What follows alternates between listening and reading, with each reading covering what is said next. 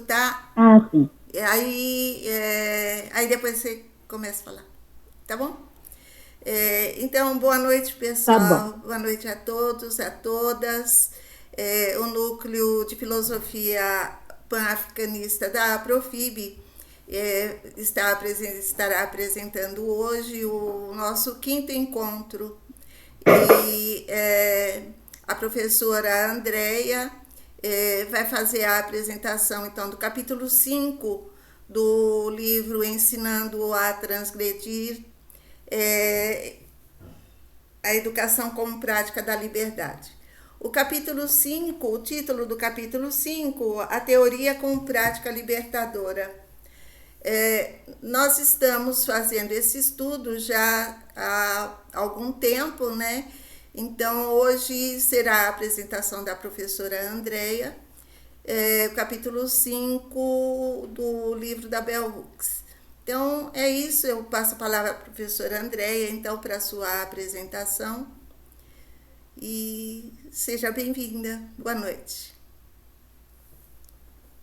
Boa noite. Bom, então, pessoal, eu vou fazer como no capítulo anterior. Vou ler um material que eu fiz, um texto, em que eu tento refletir um pouco sobre o capítulo, trazendo alguns autores para dialogar, tá? Com a Bell Hooks. Eu trouxe dessa vez para dialogar com ela algumas ideias da Sueli Carneiro, da Audre Lorde e do Frantz Fanon. Também pensei, na hora de elaborar essa reflexão, em trazer algumas ideias da Neuza Santos Souza, do livro Tornar-se Negro. Também acho que algumas ideias da Djamila Ribeiro, naquele livro em que ela fala do lugar de fala, em que ela usa o ponto de vista feminista, né? Standpoint Theory. E também pensei nas ideias da escrevivência da Conceição Evaristo. Acho que poderia dialogar também com as ideias desse texto, mas iria se alargar demais, ia se estender demais. E aí ia fugir da nossa proposta aqui, que é de ser uma coisa mais rápida, né? Mas eu acho que possui relação. É possível fazer uma boa relação aí. Bom, então, uma citação em que ela abre o capítulo dela. Cheguei à teoria porque estava machucada. A dor dentro de mim era tão intensa que eu não conseguiria continuar vivendo. É com essa contundente afirmação que a Bell Hooks inicia o ensaio que a gente vai estudar hoje. Eu compreendo essa frase de abertura como uma grande afirmação de princípio, nada óbvia, nada banal, e por si só já nos dá muito a pensar. Ela aponta num primeiro momento para o caráter que teoria tem no seu pensamento. Certamente trata-se de uma teoria eivada de experiência, intrinsecamente implicada na existência da autora. E mais que isso, uma teoria que rejeita a posição do sujeito universal para construir um conhecimento neutro, desinteressado e abstrato. A perspectiva teórica de Bell Hooks e de tantos outros autores negros é de uma elaboração da realidade a partir de experiências socialmente compartilhadas, das identidades subalternizadas, experiências que envolvem, portanto, estruturalmente o elemento da dor.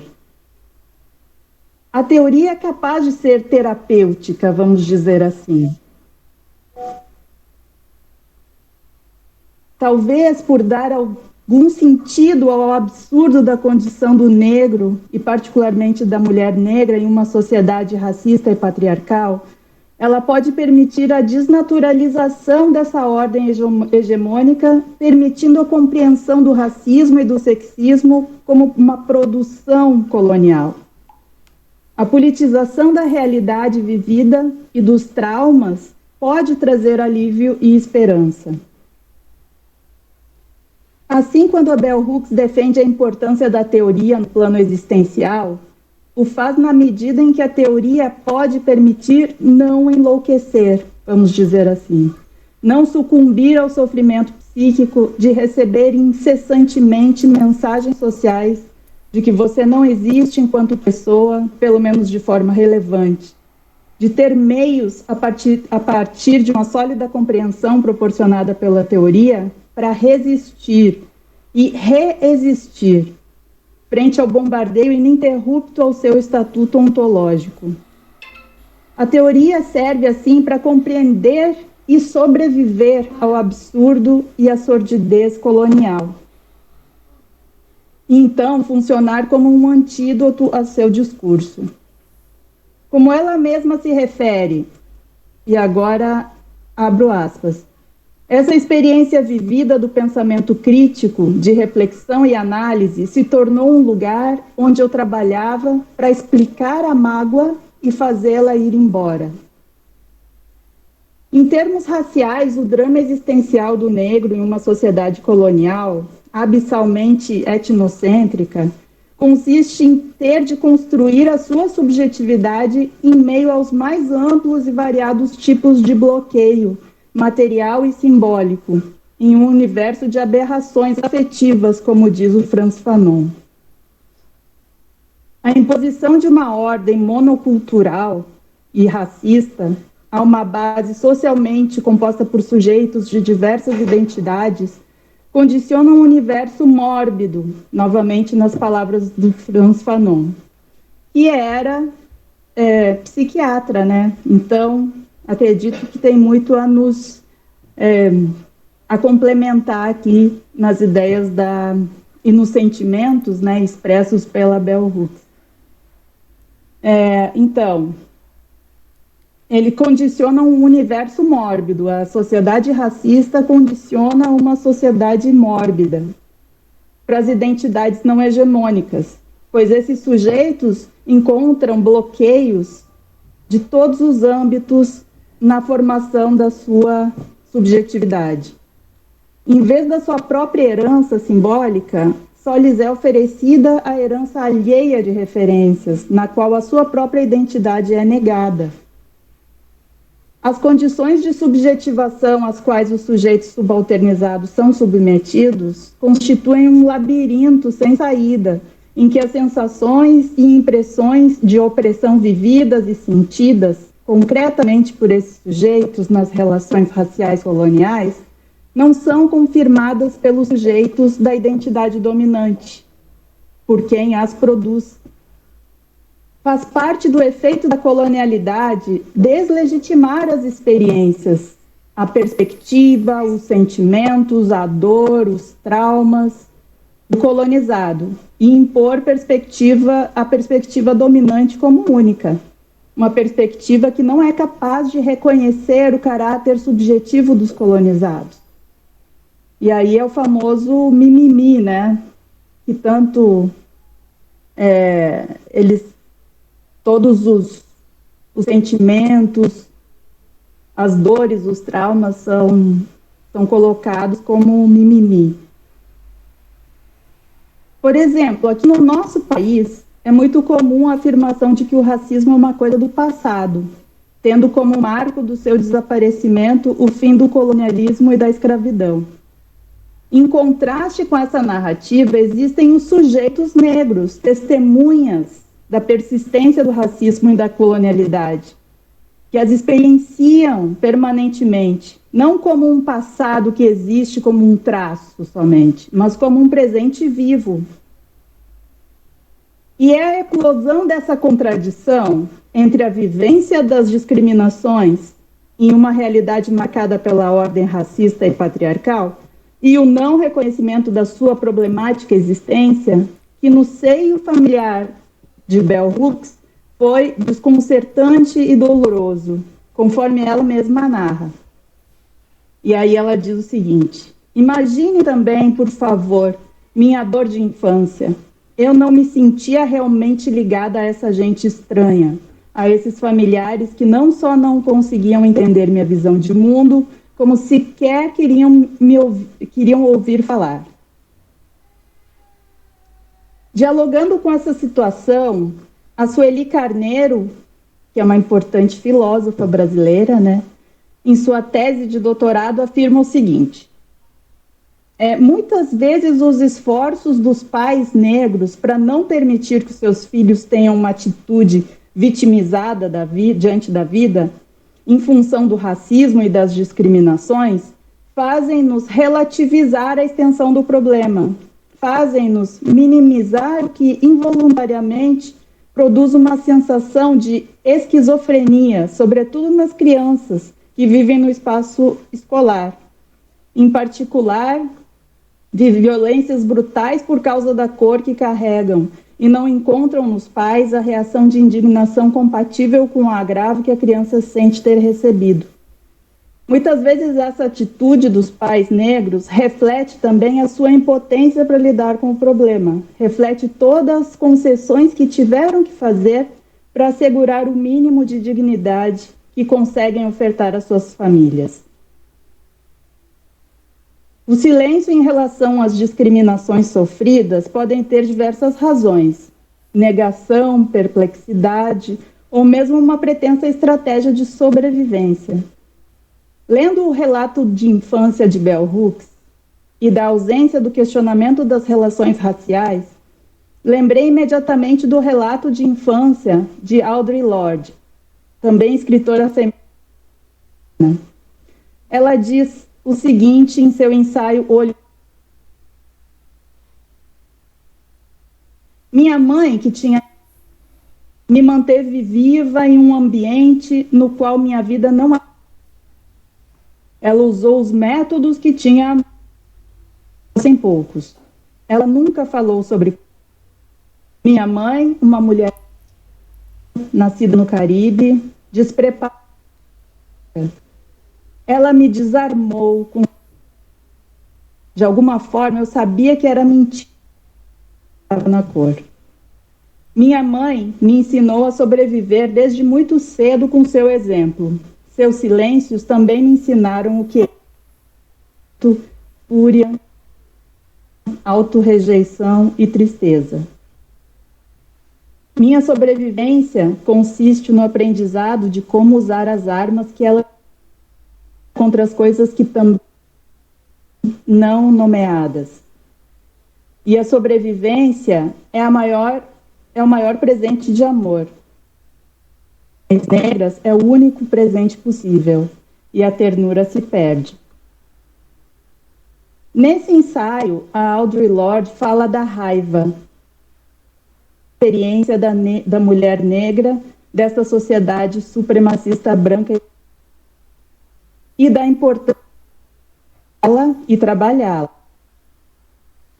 A teoria de que fala Bell Hooks é usar a raiva, racionalizar o absurdo, um modo de transformar a indignação em ação.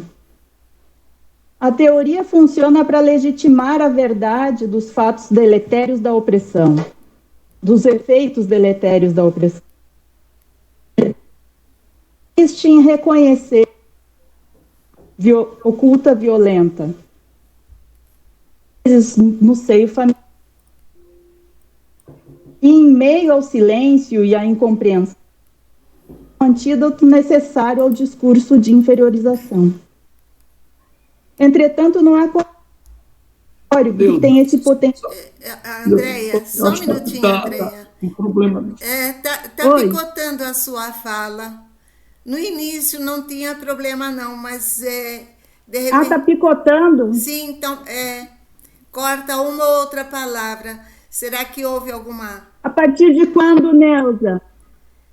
Então, não prejudicou muito não, é que se faltar... Se for mais longo, o silêncio aí dificulta o entendimento. Agora, por exemplo, não te ouço. Tá. Eu vou trocar. Também melhora. Tá.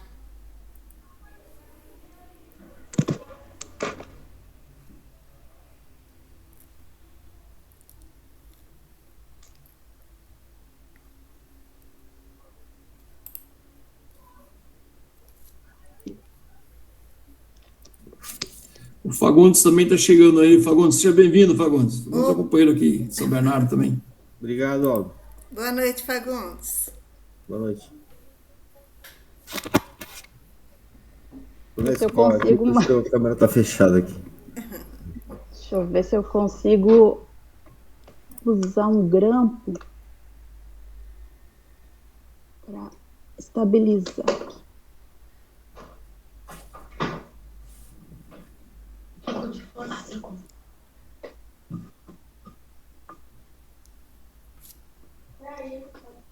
Tá. Agora tá melhor, gente, o áudio? Agora estou ouvindo bem, vamos ver. Agora tá. Tá bom. Eu posso continuar ou tenho que voltar um pouquinho? Talvez um parágrafo. Tá bom.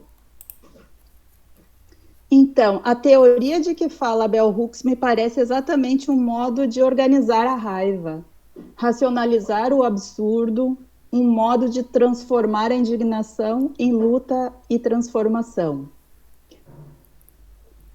A teoria funciona para legitimar a verdade dos efeitos deletérios da opressão, em uma realidade que resiste em reconhecer a sua face oculta, violenta, muitas vezes mesmo no seio familiar.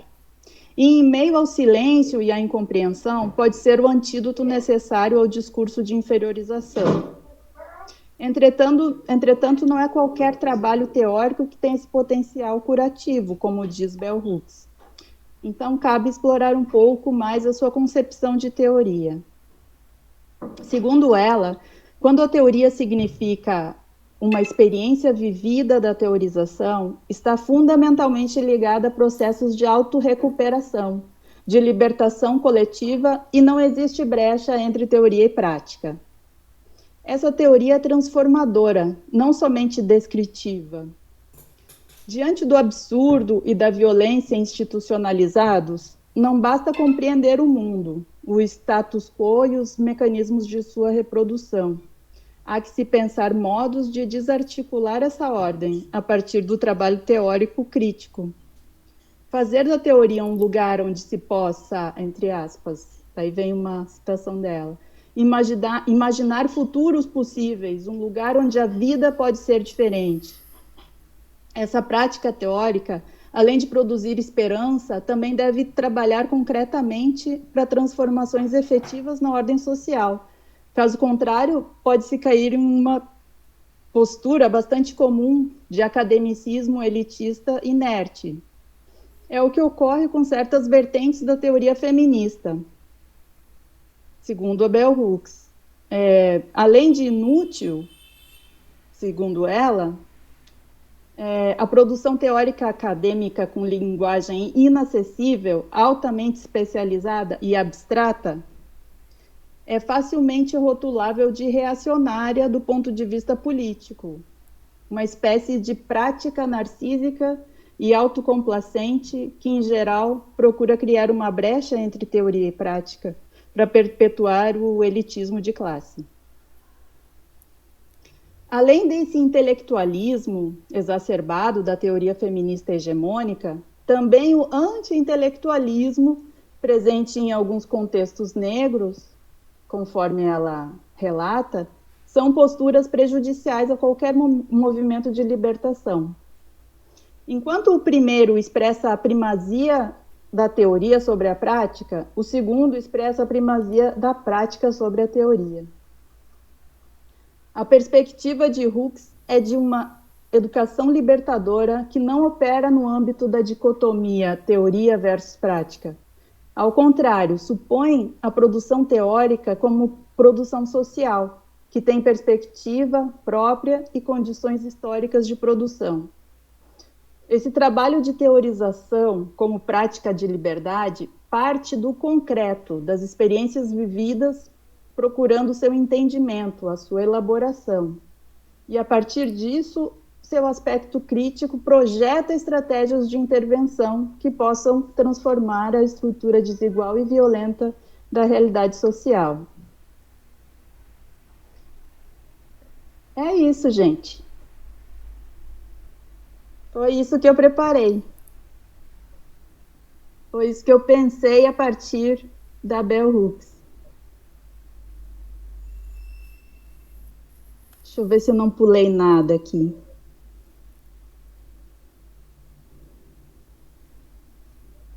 Não, é isso mesmo.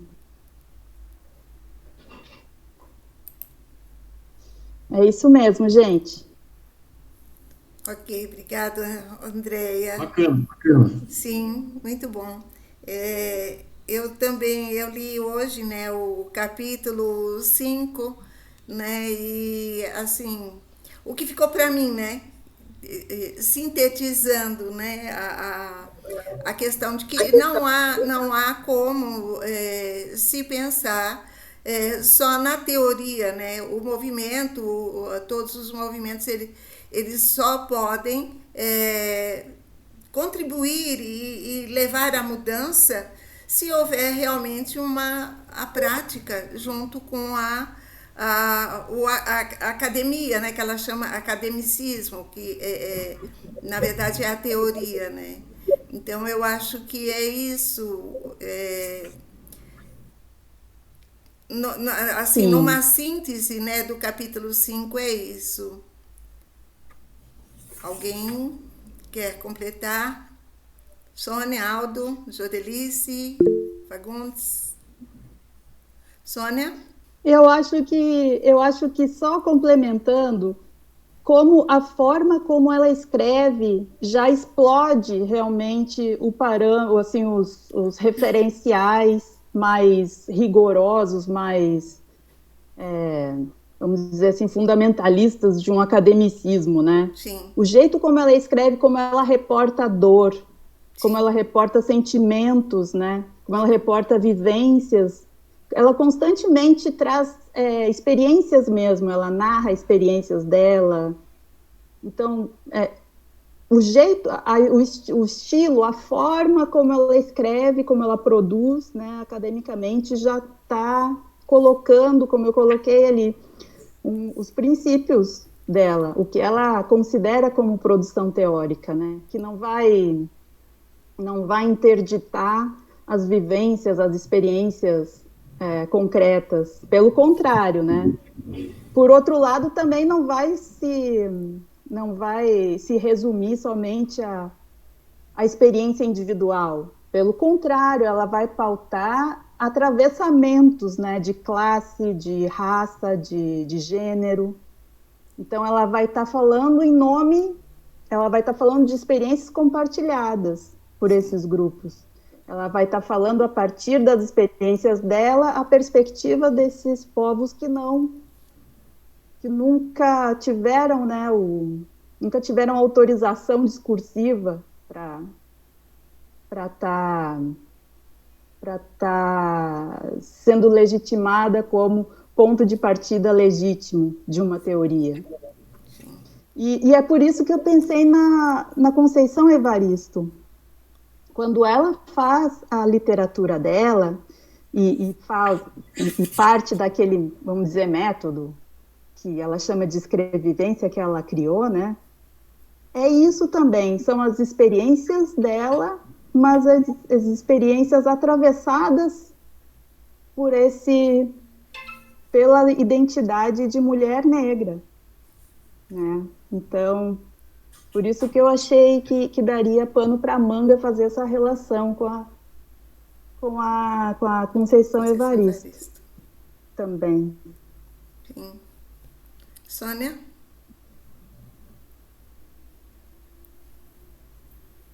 Bem, boa noite a todos e a todas, cumprindo esse ritual novamente. Bom, muitas coisas me chamam a atenção nesse texto, né? Porque é um texto que me bate assim de uma forma, para além de tudo que você apontou, Andréia. Muito obrigada pelas correlações com os textos, né? E pela própria prática da Evaristo, da Conceição Evaristo, com a noção de escrevicência, né? Que ela fala, né? Escrevência ou escrevicência? Agora eu estou esquecida. Escrevivência. Escrevivência, né? Eu acho que Bell Hooks vai... Acho não, Bell Hooks fala uma coisa aqui que eu acho muito interessante. Pensando nisso aí, ela diz assim, só abrindo aspas para uma citação, logo no início, que ela chega à teoria muito jovem, e no texto, o que significa a teoria do Terry Eglinton, ele diz assim, as crianças são os melhores teóricos, pois não receberam a educação que nos leva a aceitar nossas práticas sociais rotineiras como naturais. E por isso insiste em fazer as perguntas mais constrangedoras gerais e universais, encantando-as com maravilhamento que nós, adultos, há muito esquecemos. Essa ideia desse maravilhamento que as crianças nos trazem com as perguntas que para elas são muito naturais fazer, é o que nos falta no processo da teorização.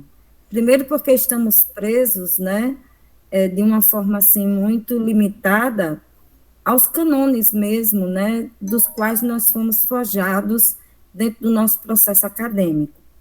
Por exemplo, pensar diferente hoje para mim exige uma desconstrução muito fortalecida, muito forte, para o que eu fiz em toda a minha vida dentro da área de filosofia, né? Afinal de contas, eu tenho uma biblioteca que eu forjei desde a minha graduação até esse exato momento, e só há 3 anos atrás é que eu estou trazendo mulheres negras, tais como a Bell Hooks, a Conceição Evaristo, a Lélia Gonzalez, né? A Cida, dentre outras, que está dentro de um tipo de escrita e de compreensão dessa escrita que diverge com toda a tradição filosófica a qual eu fui forjada, tanto na minha graduação, certo? No meu bacharelado, quanto na minha licenciatura, no meu mestrado, que foi tudo em filosofia, né? Eu comecei a desconstruir, mas ainda dentro da tradição, usando as mulheres na minha tese.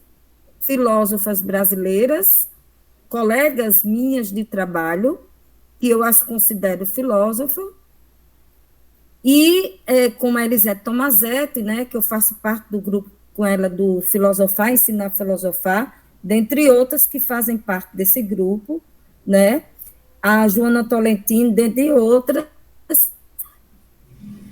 usando-as e assim, operacionando com elas as minhas discussões e o meu objeto de pesquisa, né, como uma forma de intervenção. Aí ela diz aqui que a teoria ela só faz sentido quando há uma possibilidade de se fazer uma intervenção. O que é que a gente entende por intervenção? Intervenção é você ir lá, conversar com os sujeitos, porque a pedagogia da Bell Hooks é a pedagogia do pensamento comunitário, né? Ela escreve um texto sobre isso. Ela escreve o Ensinando a Transgredir, no nosso pontapé inicial, para perceber ou estruturar a nossa compreensão do livro dela, ensinando comunidade, ensinando pensamento crítico.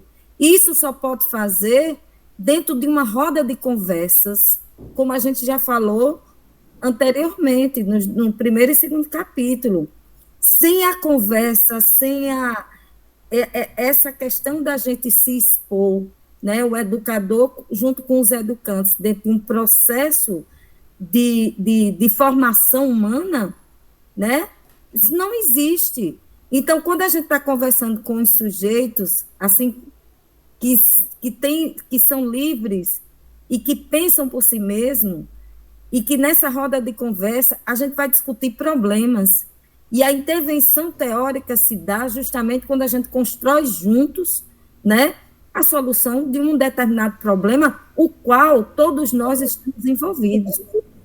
Então, essa ideia, e fazer isso de uma forma genuína, profunda, livre. A gente precisa se autorizar a perguntar de uma forma livre e menos restrita consigo mesmo, dentro do coletivo, e construir isso junto. Então, me chama muito isso quando ela diz, sempre que na infância eu tentava levar as pessoas ao meu redor a fazer as coisas de outra maneira, a olhar o mundo de outra forma, usando a teoria como intervenção. Olha a ideia que ela tem de teoria. Então, ela assume a teoria como uma intervenção. Ou seja, toda intervenção diz respeito a uma conversa coletiva, a percepção de um problema, onde o coletivo, pensando juntos, vai solucionar esse problema. Para mim, intervenção, eu compreendo assim, eu acredito. Aí ela diz, como meio de desafiar o status quo, eu era castigada. Então, ela se autodesafiou a pensar teoria de outra forma, né?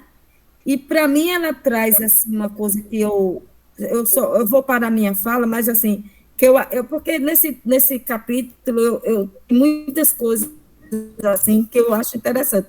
Mas, assim, ela diz que a teoria ela só é curativa, libertadora e revolucionária quando nós pedimos a essa teoria que ela o faça. Né? Ela diz aqui, aí quando ela diz assim, a teoria não é intrinsecamente curativa, libertadora e revolucionária, só cumpre essa função quando lhe pedimos que o faça, dirigimos a nossa teorização para esse fim. Então, veja, são subjetividades criando uma percepção de mundo em que a gente se autoriza, junto com o outro, a dizer que a nossa compreensão de mundo, a gente pode modificá-lo a partir dela. Então, a teoria, para ela, realmente, ela assume desde a primeira página, é uma intervenção. Né? Aí eu acho muito potente, né, que ela vai dizer, aí ela vai falar, né, também uma coisa que me chama muita atenção aqui, é que nessa construção, ela vai falar sobre a teoria feminina como você traz, e nessa construção, quantas mulheres que teorizaram com as suas falas, com as suas intervenções, foram simplesmente negadas por aquelas grandes teóricas da teoria feminina e nunca foram citadas como essas mulheres que teorizaram. É a apropriação, muitas vezes, dessas intervenções dentro do campo da teoria, né, que, no meu ponto de vista, eu vou dizer sequestra, porque a gente está no público, para eu não ser mais crítica e ferrunha como eu sou. Sequestraram essas práticas teóricas para si, sem citar quem as fez. Né? E ela diz isso aqui, que eu acho assim, fenomenal. É outra coisa, né? Até para a gente se cuidar também. Então, outra coisa que eu acho interessante que ela fala sobre a característica da teorização, ela diz que toda teoria que não possa ser comunicada numa conversa, né? Ela diz assim, por isso, nenhuma teoria que não possa ser comunicada numa conversa cotidiana pode ser usada para educar o público. Olha que coisa maravilhosa. É a teoria, a ideia da intervenção, como intervenção. Então, toda teoria ela tem que ser conversada, discutida, no público, no coletivo, isso é pedagógico, né? Então, ainda, eu sempre digo, ela sempre trazendo aquela primeira ideia da primeira página, né? Então, sei lá, são tantas coisas dentro desse capítulo que eu só estou, assim, pontuando, assim, por cima, algumas que, para mim, elas são muito importantes, né? E só para fechar, aí ela diz assim, nessa cultura capitalista, o feminismo e a teoria feminista rapidamente se transformam numa mercadoria que só os privilegiados podem comprar. Esse processo de mercantilização é perturbado e subvertido quando, na qualidade de ativistas feministas, afirmamos nosso compromisso com o movimento feminista politizado e revolucionário que tem como objetivo central a transformação da sociedade, ou seja, a teoria como intervenção, a teoria como a crítica à produção mercantilista dentro do mercado teórico das produções e uma teoria que sirva realmente para que o coletivo se entenda como aquele que constrói e que transforma essa sociedade. Ou seja, a teoria ela tem que ser crítica e ela tem que nos fazer críticos para que a gente possa interferir dentro desse contexto capitalista, da supremacia branca racial, como ela coloca e enfatiza o tempo todo. Bom, gente, eu vou parar por aqui, porque tem outras pessoas que vão interferir, né, vão fazer suas falas, mas,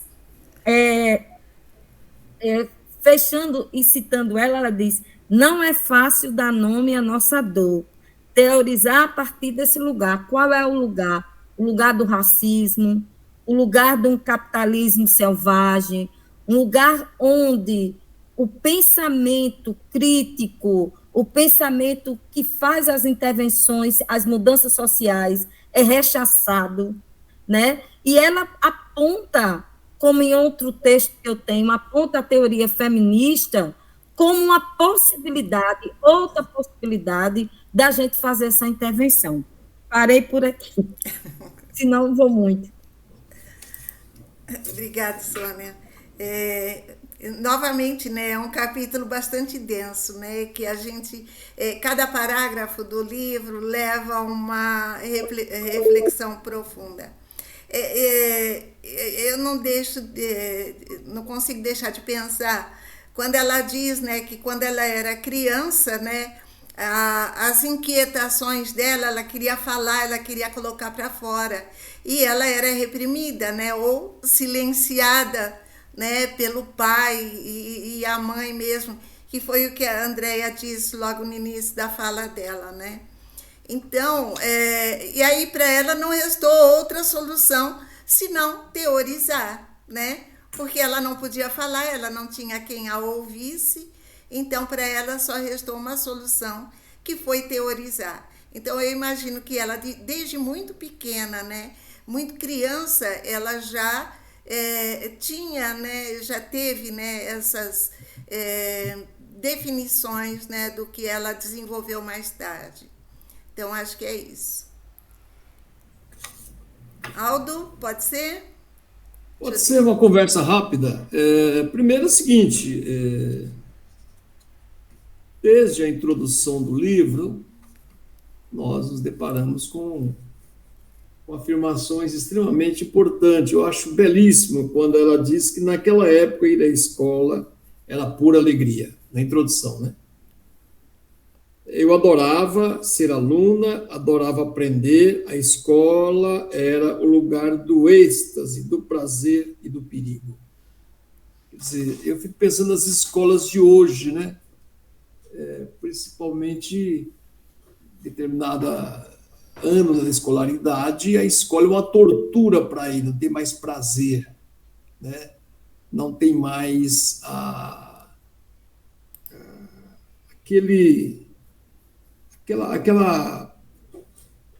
aquele desejo permanente, aquela interação, né, que seria necessário. Mas no capítulo 6, aí voltando, toda a introdução é muito interessante, lugar do êxtase, do prazer e do perigo, porque também era o perigo quando os professores também teorizavam a partir de uma perspectiva que não era a perspectiva das crianças negras, das crianças que compunham a maioria daquele setor. Mas o texto, ele levanta aspectos importantes. Ela faz uma associação entre essa questão do intelectual, do intelectualismo, ela faz um debate sobre isso, inclusive ela, de certa forma, faz uma crítica, do que eu entendi, aquelas mulheres que produzem, as feministas brancas, que produzem muitas coisas e passa aquilo sem uma verdade e sem abrir espaço para as companheiras, para as intelectuais pretas, porque negras, porque não são tratados em pé de igualdade do ponto de vista do conhecimento e do respeito intelectual.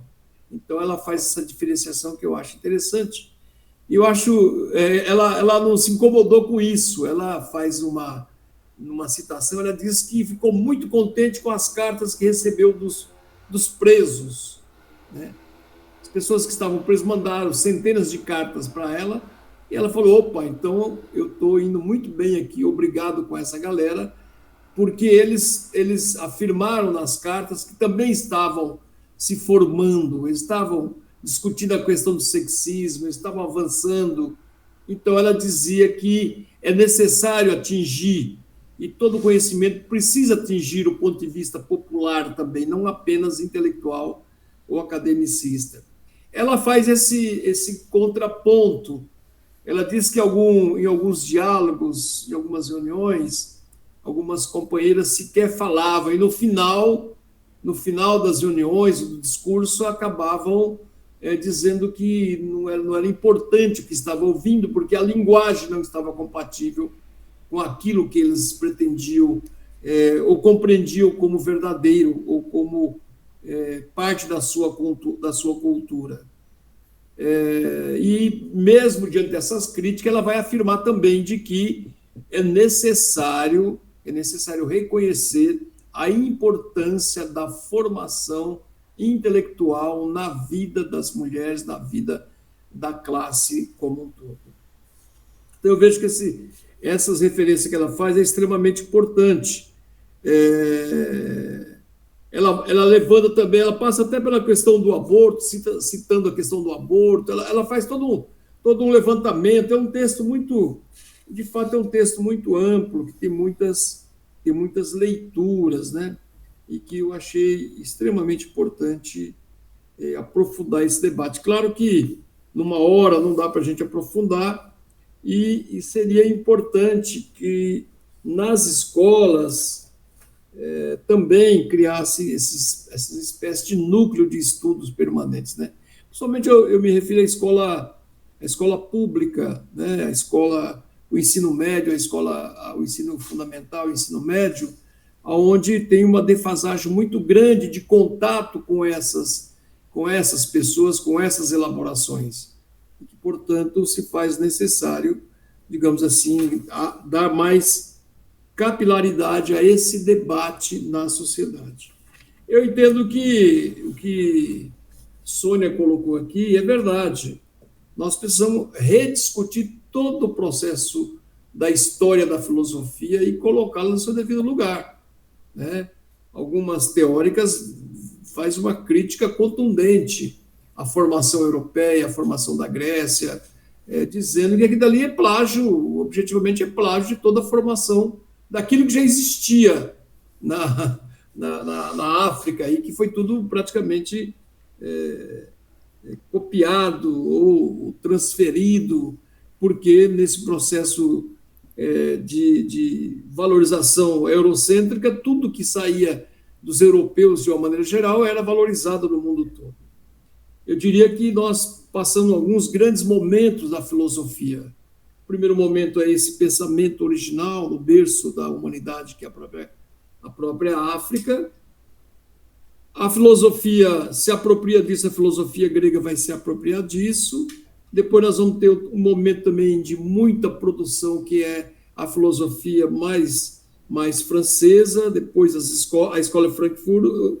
E, por último, eu acho que o Brasil hoje é o grande celeiro da filosofia, principalmente dessa filosofia crítica, que nós temos inúmeras contribuições, inúmeras intelectuais, que estão fazendo, digamos assim, estão fazendo um recorte extremamente importante nesse novo ensinar a filosofia a partir de uma matriz objetivamente defensável. Então, o livro da Bell Hooks chama atenção para esse debate. Eu estou lendo com muita atenção, claro que não li o livro inteiro.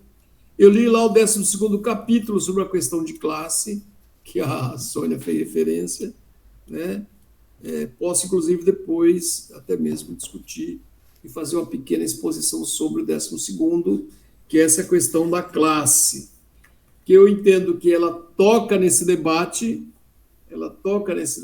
mas ela usa algumas categorias e precisa discutir, né? Claro, tudo precisa discutir na vida, né? Mesmo nesse texto aqui, ela traz o debate da filosofia holística, do conhecimento holístico. Quer dizer, se a gente não compreender direito isso, né, nós vamos ficar em categorias genéricas ou amplas e não vamos dar conta do confronto de classe que está, como ela também já faz a crítica, está para além da questão racial e também está para além da questão do feminismo, né? Não é um fim em si mesmo a luta das feministas, é um espaço dessa luta. Enfim, é um texto, na verdade, cada capítulo dela dá para poder fazer vários livros, né? Dá para escrever vários livros sobre cada capítulo dela. É isso, um pouco das minhas observações. Boa noite, Aldaci. Não havia te cumprimentado ainda. Boa noite. O Fagundes levantou a mão. Só antes de eu passar a palavra, Fagundes, o Fagundes está aqui com a gente, é a primeira vez que ele está participando, só para te apresentar, né? Nós estamos estudando o livro da Bell Hooks, Ensinando a Transgredir. Eu nunca lembro o nome inteiro. A Educação como Prática da Liberdade. Nós já estudamos o capítulo 1, 2, 3 e hoje a Andréia está expondo o capítulo 5. Tá? Você é muito bem-vindo. Se quiser fazer parte, depois eu posso colocar você lá no grupo do núcleo, tá bom? E aí você participa, volta a participar, aliás, passa a participar com a gente a cada 15 dias, tá bom? Legal. Seja bem-vindo. Obrigado. Eu fui convidado pelo Aldo, esse horário é um horário que eu estou na escola, Sim. Mas às vezes eu fico aqui na biblioteca e é mais tranquilo. Então eu vou só desligar a câmera aqui, que já tem aluno chegando aqui, e eu vou estar falando com vocês um pouco. Inclusive, eu não sei se esse livro é um livro de capa preta, eu ganhei um livro da Bell Hooks, Sim. Eu acho que é esse mesmo. Mas é igual eu falei, eu mandei mensagem pro Aldo, esses dias que eu perdi um livro, eu perguntei se estava com ele, que é um livro que eu escrevi sobre ele, e às vezes meus livros se perdem. Eu não sou formado em História, nem Filosofia, nem Geografia, eu sou da área de exatas, e, portanto, não tenho tanto conhecimento assim como vocês para estar falando desses temas, mas eu achei interessante quando... E eu estou pedindo desculpa também que eu estava aqui falando com vocês, mas eu estava falando com outras pessoas do sindicato para falar sobre umas questões aqui de São Bernardo do Campo, que eles estão com dúvidas sobre uma lei que saiu e eu tive que esclarecer aqui, por isso que eu estava falando aqui, não sei se vocês pegaram alguma coisa. E aí fiquei escutando, teve uma colega que fez uma relação do livro da Bell Hooks com alguém, agora não vou lembrar, foi agora há pouco, e eu acho interessante os argumentos que a Bell Hooks utiliza sobre a teoria feminista e os estudos culturais, né? E como essa teoria e esses estudos culturais deveriam ter implicações e aplicações práticas na vida das pessoas. Acho que ela se preocupa como, por exemplo, ela se preocupa na mesma medida que a Angela Davis, por exemplo. Eu faria essa relação com a Angela Davis.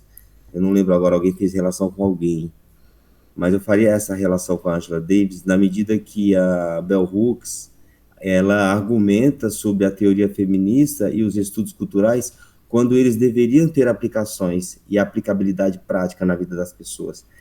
Eu lembro que quando eu li esse livro, ela deixava claro que a teorização, ela muitas vezes afasta a prática, né, e não chega em determinados pontos e locais e lugares onde deveria chegar, né,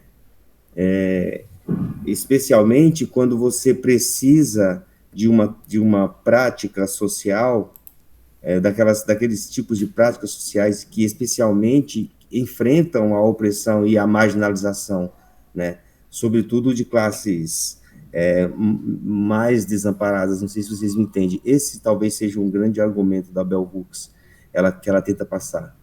Porque ela acreditava que a teoria não deveria ser um exercício acadêmico isolado. Eu acho que é bem isso, né? Mas sim uma ferramenta para promover a transformação social e a justiça social, né?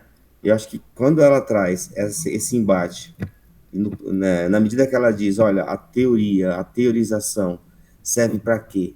Qual que é seu principal objetivo? Então ela enfatizava que as ideias teóricas precisavam ser trazidas em ações concretas e políticas que promovessem a igualdade e o empoderamento das pessoas. Então, se você tem uma teorização, acho que ela deixava isso bem claro, se você é tão teórico no que você fala, no que você escreve, mas você também tem que ter essa mesma eficácia quando você precisa traçar políticas sociais e concretizar ações para que promova essa igualdade e o empoderamento das pessoas, sobretudo das mulheres, entende? Acho que, além disso, também, ela enfatizava a importância de tornar a teoria acessível, né, e relevante para o público mais amplo, né, para que as pessoas saíssem daquele senso comum e entendessem de fato o que estava acontecendo com elas.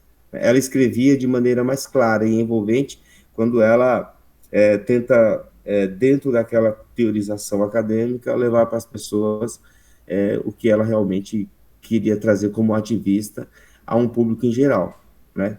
E quando eu falo dessa relação, talvez, com a Angela Davis, e aí a gente pode trazer alguns exemplos, eu não vou lembrar de todos aqui, quem leu Angela Davis ou foi em algum discurso dela quando ela esteve no Brasil, elas se relacionam muito quando elas falam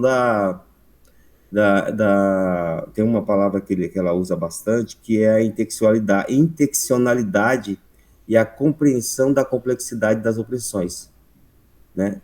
A Angela trouxe isso quando ela esteve no Brasil, e no livro da Angela Davis você vai ter essa passagem, quando ela enfatiza a importância de considerar a interseccionalidade das opressões. Isso se mistura muito com a Bell Hooks, né? O ativismo prático, né, e a prática do ativismo, ambas são ativistas comprometidas com a busca da justiça social e da igualdade, então elas acreditam que a teoria deve ser aplicada na prática mesmo, para criar mudanças reais, como eu já havia falado antes. Práticas reais e duradouras numa sociedade, isso pegando sempre do ponto de vista dessa gama de pessoas que mais necessitam desse esclarecimento, né? Não sei se vocês viram na Angela Davis, mas ela também teve uma crítica bem sistemática sobre o prisionamento dos negros e uma justiça que era criminal e sempre para o lado daqueles menos favorecidos, né? Então ambas eram ativistas nesse ponto. Eu acho que essa relação pode ser feita, né? Assim, de um modo geral, elas tinham vou abrir aqui, o pessoal já saiu, elas tinham essa relação, Angela Davis e Bell Hooks, né? Elas eram feministas e tinham essa visão, ambas são críticas, né, nesse ponto da teorização que se afasta e não se junta. Elas enfatizavam a importância de considerar essa intencionalidade da teoria na vida dessas pessoas, né? Reconheciam que as experiências de descriminalização, de marginalização, né, que elas eram moldadas por uma variedade de fatos, né, como raça, classe, e que essa teorização muitas vezes se afastava da praticidade ao invés de se aproximar e deixar as coisas mais claras, né? Acho que eu faria essa junção entre as duas, na minha humilde aí tentativa de falar um pouco com vocês. Né? Obrigado, Fagundes. Minha formação é em física, tá, gente? Física e matemática, não é de história. Tá, só pra... mas o nosso núcleo está aberto, tá bom? Não precisa ser só filósofo, basta filosofar, tá bom? E eu acho que isso a gente faz. Andréia, depois a Sônia.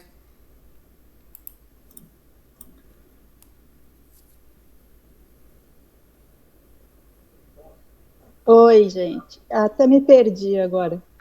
Mas eu ia dialogar com o que o Aldo estava falando sobre a escola. Ele trouxe a citação em que ela exalta a escola como um lugar de desafio, de alegria, né? Mas não é qualquer escola, né, Aldo? Essa é a questão. Que escola é essa? É a escola antes da unificação, né? É a escola para o público negro e do público negro. As professoras eram negras, então era um outro...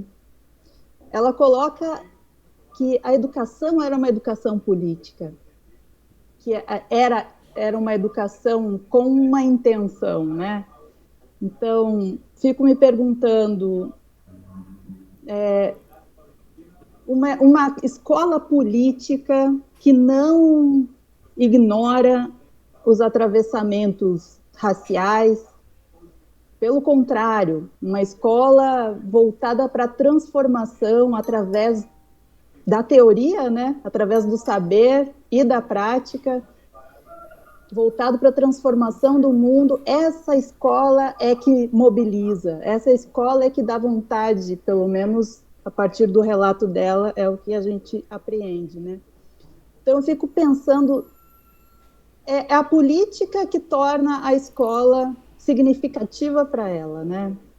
Tanto que depois ela vai para uma escola que é com uma epistemologia branca, uma epistemologia, na verdade, neutra, mas, na verdade, branca, né?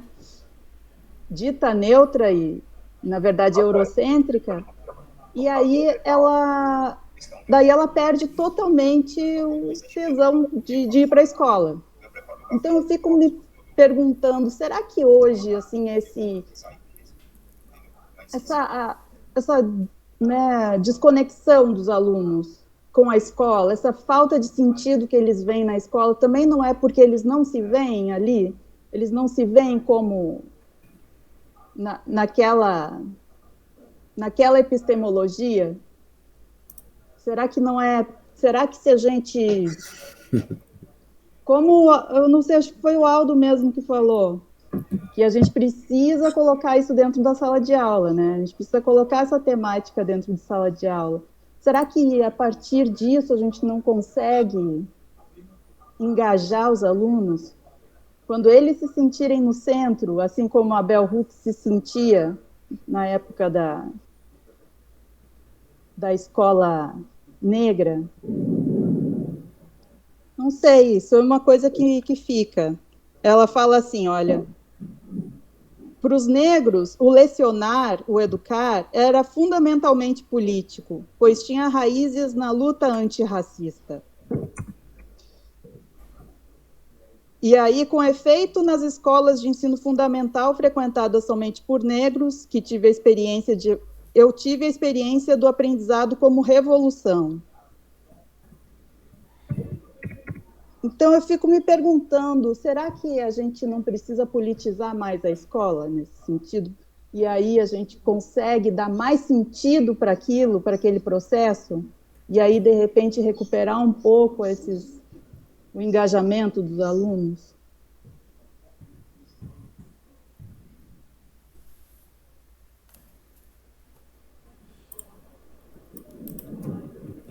Sônia? Eu penso que a gente precisa fazer como a Bell Hooks fez aqui. Ela teorizou, como sempre, desde o início até o final, ela fala da dor, da nossa dor, né? Então, ela teorizou em cima dessa dor que ela vivenciou. Que dor foi essa? Foi a dor do sexismo, da opressão sexista, a angústia racista, a dominação econômica, a dominação feminina, a dominação, essa discrepância de classe que ela evidencia, que faz com que os alunos que cheguem nas escolas já sejam classificados por a sua classe social, porque fazem parte dos grupos maioritários que estão, né? Aquela faixa social que domina o poder econômico e daqueles que não dominam.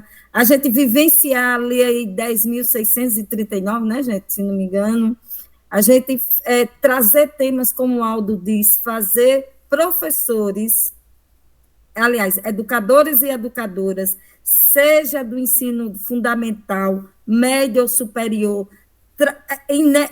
trazer, por exemplo, autores e autoras, pretos e pretas para os seus currículos, para as suas aulas, modificar, transgredir esses currículos brancos, machistas, entendeu? Capitalistas. Porque se a gente não se atravessar pela dor, como ela faz, ela diz, a gente não vai teorizar coisas diferentes. E, realmente, quais são os textos, os autores e as autoras que a gente traz para a escola, tá certo? Negros e negras. Olha, depois de anos, eu estou fazendo isso agora. E eu assumidamente digo, certo? Eu vivi a democracia racial numa boa, durante muitos anos. Aquilo que o Abdias diz, o mito da democracia racial, eu acho que todos nós aqui vivenciamos. Entendeu? E como foi que despertamos? Justamente lendo pessoas como a Bell Hooks, eu, pelo menos, entendeu? O Abdias, a Cida, a Leila, a Chimamanda, dentre outras, e outros também. Então, é para a gente se desconstruir, para construir e levar em consideração essa dor. Os alunos, os estudantes não se sentem representados, não. Olha, primeiro na universidade tem cursos como, por exemplo, de filosofia, só tem mais homens. Assim, os cursos, a maior parte, 99,9%, são formados por homens machistas, que só lê as teorias eurocêntricas e advoga por elas, certo? E, além do mais, nos concursos, quando passam, não passa nenhuma mulher preta e que tem uma visão decolonial da filosofia. E aí? E os concursos também do Estado, do município? Cadê as pretas e os pretos? Pouquíssimos, raríssimos. Então, onde é que... Olha, a primeira vez que eu fui dar aula aqui no curso de filosofia, 3 alunas vieram conversar comigo, dizer que pela primeira vez estavam se sentindo representadas, porque era uma mulher, era uma mulher pelo fato de eu ser mulher e ser negra. Coisa que elas não tinham vivenciado isso dentro do curso. E trazendo mulheres para discutir as questões filosóficas. Aí rompendo mais ainda com tudo isso. Imaginou? Então, ela diz uma coisa que eu acho muito bacana, ela diz, fazer essa teoria, qual é a teoria? A teoria feminista, que não é só para mulheres, é para mulheres e homens, é para o ser humano, né, como ela advoga. É uma proposta, é como se, por exemplo, fosse... É porque a gente tem que... Desculpe o exemplo, que vocês já sabem, mas só para quem vai ouvir futuramente entender. Tem um racionalismo moderno cartesiano. É uma teoria, não é isso? Pronto. A Bell Hooks está dizendo, tem a teoria feminista, essa que eu estou apresentando, que advoca com as questões do sexismo, do racismo, dessa supremacia branca, opressora. Estou discutindo tudo isso. Essa não é só para mim. Não é só para as mulheres, o conjunto de mulheres, é para homens e mulheres, ou seja, é para ser ensinada nas escolas e nas universidades. Aí ela diz assim, só para fechar, fazer essa teoria é nosso desafio. Em sua produção jaz a esperança da nossa libertação. Em sua produção jaz a possibilidade de darmos nome a toda a nossa dor, de fazer toda a nossa dor embora. Se criarmos teoria feminista e movimentos feministas que falem com essa dor, não teremos dificuldade para construir uma luta feminista de resistências com base nas massas. E as massas é tudo que o sistema capitalista criou. Gente que não pensa como nós sabemos, que tem dificuldade de se conectar consigo mesmo, com sua própria dor. Por isso essa falta de autorreconhecimento, enquanto negros, negras, pardas e pardos, por conta desse preconceito, desse racismo violento e que nos mata, e que mata todos os dias. Vocês me desculpem, é o calor das emoções, mas hoje eu estou acalorada. Isso é bom. Tem que ser assim mesmo. Tem que falar as coisas com sentimento, isso mesmo. Isso é bom. A Andréia está com a mão levantada. Você levantou novamente? Então, é você e depois o Aldaci. Então, tá. Eu só estava querendo... Não baixou a mão. Mas tudo bem. Eu não sei como baixar. Como é que abaixa, gente? É só apertar de novo? É só tocar na mãozinha. Tá, tá bom. Então, segue com vocês, pessoal. Daí, se sobrar um tempinho, daí eu falo. Aí você volta, então, para encerrar. Então, Aldaci. Boa noite, a Andréia, Sônia, Neuza, Aldo, o companheiro que não dá para eu ver o nome.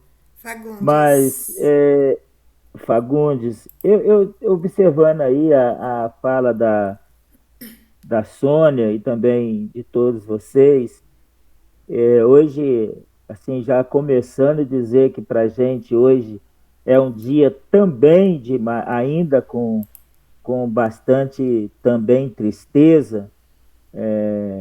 Nós hoje perdemos um grande companheiro, eu principalmente, o Dom Mauro Morelli, que foi embora hoje, e Dom Mauro é um dos que eu aprendi o campo da militância da esquerda, principalmente no lado da teologia da libertação, é um dos que a gente trabalhava junto lá na Catedral em Duque de Caxias. Também essa situação do massacre de Israel contra lá a Palestina, o que a gente tem visto com muita tristeza. E aí,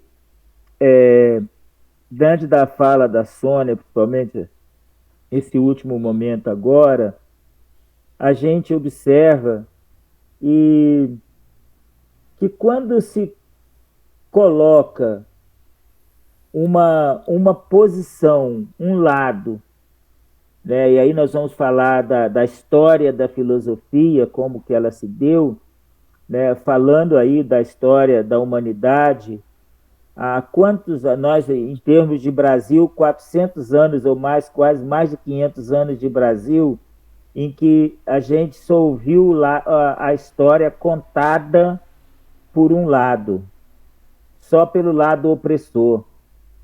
Oficialmente, a gente só tem esse lado. Quando a gente ia para a escola, você pega o livro didático, sempre contado e colocado pelo lado opressor.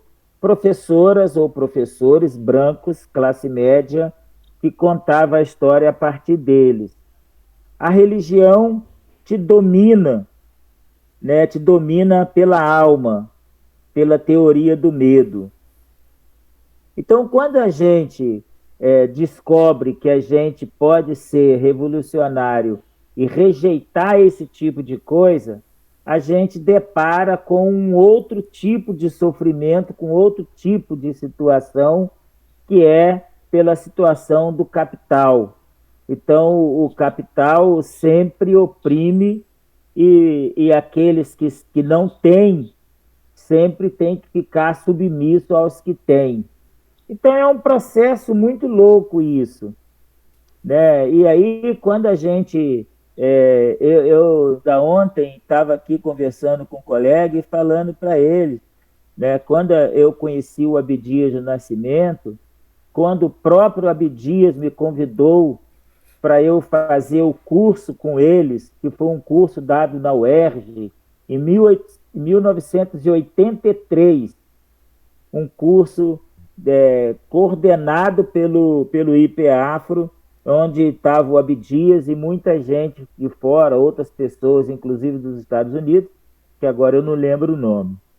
Então, desde lá, eu achei interessante a Sônia falar, né, que agora que ela toma conhecimento e começa a entender essas coisas, e não é um privilégio só seu, ô Sônia, porque muitos ainda, dentro da universidade, de muitos lugares, ainda não tiveram talvez essa oportunidade na qual você teve e tem. E muitos, às vezes, quando a gente fala, isso aí é, entendeu? Então, nós observamos aqui, como a fala da companheira André, ainda há pouco, nós temos a maioria dos professores de filosofia, dentre a sua maioria, aí estou colocando os professores mesmo, porque são pessoas que vieram do seminário, são pessoas que foram para a universidade via o seminário, que fizeram lá, estudaram para ser padre, depois acabaram saindo e ficaram fora. Quem são os grandes formadores da filosofia no Brasil? A gente vai observar que estão principalmente dentro da universidade, vai ver que é da PUC, é de outras universidades, né? E são essas pessoas, né? Quando a gente observa e a gente vê um professor Renato Nogueira na TV Cultura ou fazendo, né? É um que está ali, que sobressai, a gente vê outros, mas são pouquíssimos. No Brasil, nós somos pouquíssimos. Então, nós estamos aí fazendo esse debate, buscando trazer esse seminário, trazer esse núcleo, chamar a atenção para essa ruptura com a filosofia eurocêntrica, como o Aldo coloca muito bem aí, desse legado roubado da filosofia africana, que é levada para a Grécia, da Grécia distribuída, aí vai para a Alemanha e para a França, quando a maior produção filosófica é francesa ou alemã, francesa e alemã. E aí a gente fica tentando colocar como cunha, vamos colocar o debate da filosofia africana, trazer à tona os filósofos africanos. Quando a gente fala de um livro desse da Bell Hooks, ora, se a gente vai colocar nas escolas de primeiro, de segundo grau, nas escolas, falar sobre quem foi Bell Hooks, falar que ela está ensinando a transgredir, alguém vai querer dizer que a gente já está querendo fazer outro processo de sociedade, vai xingar a gente, principalmente, até mesmo se a gente bobear, até mesmo dentro da nossa própria família. Porque vai falar, como que vai ensinar a transgredir? Vai transgredir o quê? Transgredir a família, dizer que a família agora não é mais família, é isso, aquele outro. Então, é um processo muito louco, muito complicado. Então, é só para a gente, só para situar um pouquinho diante dessas duas falas, e dizer que a gente permanece, a luta permanece, né? E a gente observa agora, por exemplo, quando se tem, por parte de alguns, aquele ataque lá a Israel, mas você vê que o mundo inteiro está condenando lá o outro grupo. Israel parece que é o santo da história, sabe? Por quê? Porque a igreja há mais de não sei quantos mil anos vem falando que aquele é o povo santo, aquele é o povo escolhido, que aquele é o povo de Deus, é o povo de Israel, é o Deus de Israel. Aí eu falo, bom, como eu sou de descendente africano, eu estou fora daquilo. Eu estou fora desse conceito, porque o meu povo é um povo africano. Então, se o Deus é o Deus de Israel, ele não pode ser meu, ele lá só é de Israel, daquele povo branco, opressor, né? Então, a gente está aí. Hoje eu já fiz várias falas sobre isso, defendendo o povo da Palestina, porque quem é a faixa de Gaza? Se não um povo pobre, os judeus negros, que é da faixa de Gaza. Então, são isso. E aí a gente vai observando que existe na história da humanidade um lado de opressão daqueles que são mais fracos ou mais pobres, etc. e tal.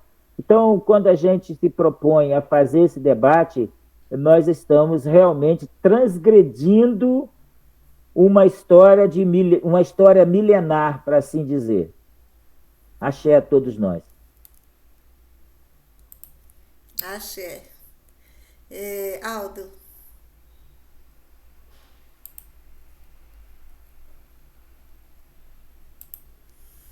Precisa ligar o microfone. Abre o microfone, Aldo, senão você não fala. De fato, entendeu? Pô, mas que coisa, né? Que atraso é esse, né? Então, veja, que a gente está tão acostumado a falar nas reuniões presenciais, você nem vê que tem uma censura aqui, né? Não, só para dizer que a Andréa tem razão. Na introdução, é muito bonito. Quando eu citei essa ideia desse encantamento pela escola, exatamente é isso mesmo. Era uma escola diferente da nossa escola, onde estudava mãe, estudava tia, estudava toda a comunidade ali, a comunidade negra. Portanto, você interagia e não tinha um estranhamento em relação às pessoas que participavam daquele processo de formação. Aí na própria introdução, vai avançando, dizendo o seguinte: quando chega com a inclusão nas outras, com outros setores da branquitude, aí o conflito aparece. Eu percebi que, por exemplo, você pega uma escola hoje, o Fagundes é professor na Prefeitura de São Bernardo, no Estado, né? Aí você pega as crianças ali na sua formação básica, o professor muitas vezes não tem paciência para perguntar aquela classe heterogênea, o que cada um pensa, a dor de cada um, entendeu? Porque se você não... Porque a teoria, como ela diz aqui, a teoria, levando na sua amplitude, é uma espécie de cura, uma espécie de libertação, né? Então, exatamente isso que ela diz no começo. Agora, no início aqui do texto, ela vai dizer que a teoria como prática libertadora, ela vai citar o caso, lembro-me ainda muito nova, tentar explicar à mamãe porque me parecia altamente injusto que papai, esse homem que quase não falava comigo, tivesse o direito de me disciplinar, de me castigar fisicamente com cintadas.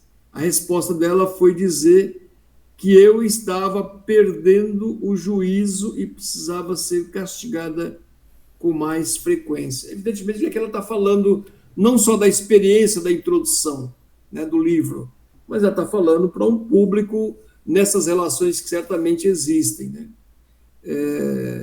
E o capítulo que está em curso, em debate, ele aprofunda, inclusive, isso que Sônia colocou. Qual é o conceito?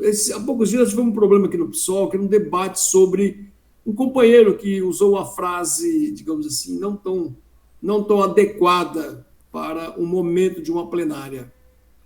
Cara, as mulheres que se diziam feministas, quase que humilhação foi pouca para ele nas redes sociais. Ou seja, não tem o papel pedagógico de trazer esse companheiro para a sua formação intelectual, para desfazer, para romper com a cultura que está impregnada na sua mente, na sua cabeça, em seus valores. Então, quer dizer, que feminismo é esse que não se abre ao outro para poder compreender, para poder ajudar, estender a mão para poder, de fato, formar as pessoas, porque a sociedade é um processo permanente de formação. Então, eu até anotei aqui essa parte que a Sônia disse, que eu vou passar para esse amigo meu para ele dar uma lida e responder também lá, citando a Bell Hooks, que ela faz uma puta defesa humanista, né? A coisa fantástica, dizendo como que se deve tratar essas questões. Não é isso aí, ela trata inclusive como uma deformação intelectual, não é uma coisa natural. Eu tratar desse jeito o cara que é machista, não falo mais com você, você é o inimigo. Não, o cara pode ser um machista, mas ele pode ser, não deve ser machista, mas ao se colocar como tal, mas ele pode ser um sindicalista que faz o enfrentamento da luta contra o patrão, contra o opressor. Então, é o problema de você também ter uma formação mais, eu imagino que ela vai chamar aqui, mais holística, mais ampla, mais geral, no sentido de que a gente possa formar essas pessoas. Eu comprei uma briga grande aqui na POSP, para concluir, quando eu disse para uma companheira de que nós precisamos libertar as mulheres. Eu falei, não, tem que libertar, não tenha dúvida disso. Mas não é um problema só da libertação feminina, é um problema da classe também. Se você não libertar do ponto de vista econômico, dos meios de produção, das relações de dominação do capital, nós podemos avançar em uma parte, mas não concluir essa libertação, porque nós não vamos estar empoderados do ponto de vista econômico para poder, de fato, viver dignamente na sociedade, exercendo os mais amplos potenciais que cada um de nós temos, né? Aí eu comprei uma briga, não estou discriminando, estou dizendo que... Aí eu falei, vamos ler um pouco mais aí, que senão não tem jeito, né? Porque, e aí eu entendo que, como diz o capítulo, que isso aqui é extremamente a teoria como prática libertadora. Claro que aqui ela também cita isso, a dizer que não tem brecha para teoria e para prática e tal, que é um pouco a concepção leninista, né? Sem teoria revolucionária não tem revolução, né? E sem teoria e sem praxis revolucionária não tem revolução, não tem mudança, né? Então, quem aqui, por exemplo, não tem uma assembleia dia 20. Mas eu sou um teórico, sou um intelectual, sei lá, orgânico, o que você queira denominar. Vai ter assembleia, mas eu não vou. Entendeu? Tem uma greve, eu não participo. O aluno quer colocar um problema na sala, eu não quero ouvir. Rapaz, tu não é nada, tu está absolutamente na contramão, vai fazer outra coisa na vida, deixa a educação de lado. Porque a educação tem que ser essa prática cotidiana da luta, da busca por uma ação libertadora. Ela está dizendo aqui a teoria como prática libertadora, não está dizendo a teoria libertadora. A teoria como prática, então é extremamente importante. É isso. Se a gente for fazer aqui, eu faço igual o Sonia, fica falando a noite inteira aqui. Mas a Andréia fez uma importante exposição e queremos ouvi-la nas suas considerações, né? Então, Aldo, eu acho que a gente falou um pouco disso lá na outra conversa, né? Isso. Como facilmente o capital sequestra essas pautas, tanto a da negritude, como a feminista. Então, a gente tem que ficar atento quanto a isso, porque já existe, e a Bell Hooks fala mesmo nesse capítulo, ela fala em mercantilização do feminismo, ou da negritude, agora não me lembro, mas se aplicaria aos dois, e se aplicaria também ao multiculturalismo, né, o discurso do multiculturalismo. Então, realmente a gente tem que ficar atento a isso.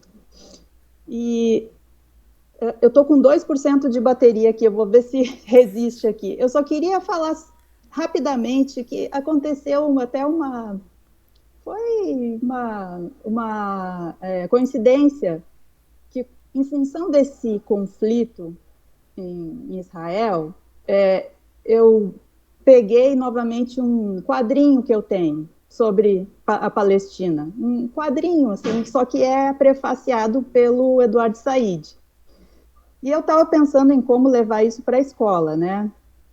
E estava relendo o prefácio. E lá no prefácio, o Eduardo Said, do alto da sua reputação, vamos dizer assim, prefaciando um quadrinho, ele fala que o quadrinho agradece ao Joe Sacco, que é o cartunista, por ter feito aquela obra, porque aquela obra vai ser muito mais eficiente do que o discurso que ele faz. Então, ele agradece pelo alcance que o quadrinho do Joe Sacco vai ter. Mesmo sendo uma cultura pop, enfim, não era o grau de erudição que ele estava, né, louvando, mas sim o alcance, a efetividade, né, a eficiência. E aí eu acho que tem a ver com a defesa da Bell Hooks, quando ela fala de contra o academicismo, né? E como é perplexo quando uma teoria feminista se diz feminista e, ao mesmo tempo, elitista, nesse nível da sua produção, que só vai ter circulação interna dentro da universidade. E só mais uma coisa, o Eduardo Said fala o seguinte, ele agradece ao cartunista por aquela obra, pelo alcance, e principalmente porque ela vai fazer algo que ele talvez não conseguisse através do texto acadêmico, que é tornar evidente a existência daquele povo. Porque muitas vezes o mundo, a ONU, todos, né, esquece da existência daquelas pessoas enquanto seres humanos, né? Então, há 70 anos em condições subhumanas. E a mesma coisa eu acho que... Daí penso na Conceição Evaristo também, quando ela, através da escrevivência, né, o que ela faz? Ela está afirmando a existência das mulheres negras, ela está afirmando essa perspectiva, a existência dessa perspectiva. Porque dentro do clubinho da epistemologia ocidental, né, do cânone, nós, mulheres, os negros, palestinos, sempre estivemos fora, né? Então, romper essa barreira e afirmar a nossa perspectiva é fundamental, é um ato político. E é isso, gente. Eu acho que vai acabar minha bateria. Se acabar, um abraço a todos, tá? Eu acho que a gente tem discussão aqui para a noite inteira, né? Eu acho que cada um aqui, eu mesma já pensei aqui 3, 4 pontos para colocar. Mas claro que a gente tem um limite também. Então, assim, eu só vou lembrar, a Andreia, na sua outra fala, ela deixou uma provocação, né? E quando ela pergunta a respeito do distanciamento do aluno, né, da escola, isso que a gente está vendo hoje, né? Por que esse distanciamento? Será que o aluno não se vê mais na escola? É exatamente isso, né? É exatamente isso que a gente está vendo. O aluno não se vê mais na escola. O problema é esse, né? E a gente... na prática da sala de aula, a gente vê que isso é um fato, né? eu estou falando isso diante dessa reforma do ensino médio, né? De tudo isso que foi feito aí, e realmente o aluno não se vê na escola, né? Antes, isso eu repito, eu vi na minha prática, né? Que o aluno, quando ele se identifica na escola, o resultado é muito melhor. Ele precisa se identificar, e para que ele se identifique é preciso que o professor desperte nele, né? Essa vontade que ele tem como a Bell Hooks, né? Quando ela não encontra lugar de fala na própria casa, ela teoriza. A escola deveria ser esse espaço. Quando o aluno não tem espaço na casa dele, o professor ouve. E a partir daí a gente vai desenvolver o potencial desse aluno, né? Então eu acho que é isso, né? O que fazer? E aí eu deixo essa outra provocação, né? O que fazer? Como a gente vai resolver isso, né? Essa educação que está dada, né? Essa é a nossa luta. E eu acho que a gente não pode desistir e tem que discutir e buscar caminho que possa reverter essa situação. Eu acho que é isso. Alguém quer colocar mais alguma coisa?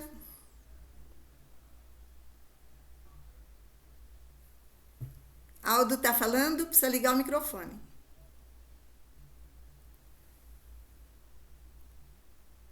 Então tá, então podemos encerrar. Boa noite a todos, a todas. Aldacir, Boa noite. Boa noite, pessoal. Um abraço. Boa noite. Um abraço André, também. todo mundo que participou. Um abração. Valeu. Falou, tchau. Valeu, Aldo. Valeu, tchau, Estamos tchau. aqui na pegada, Aldo. Estou sabendo. Um abraço.